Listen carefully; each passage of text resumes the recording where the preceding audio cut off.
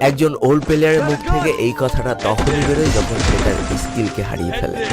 যেই পুরানো প্লেয়ারের গেম প্লেটা দেখে আজ তোমরা হাসছো, এমন একটা সময় ছিল যাকে কাস্টম খেলার জন্য সর্বপ্রথম হায়ার করে নিয়ে যাওয়া হতো।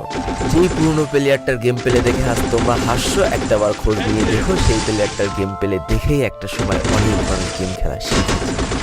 যেই ওল্ড প্লেয়ারটার খেলা দেখে আজ তোমরা তোমাদের গ্রুপে নিতেও লজ্জা পাচ্ছ, খোঁজ নিয়ে দেখো সেই ওল্ড প্লেয়ারটা কোনো একটা সময় কোনো একটা গিল্ডের লিডার বা অফিসার ছিল।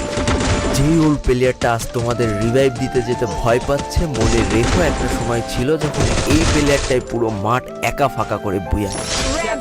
যেই নতুন প্লেয়ারগুলো শুধুমাত্র ডাইনামিক ডুয়োর সাথে গেম খেলার জন্য সারা রাত জাগো, তোমরা মনে রেখো যারা ওল্ড প্লেয়ার ছিল তারা সারা রাত খালি ট্রেনিং পিটাতো নিজেদের স্কিল ভালো করার জন্য।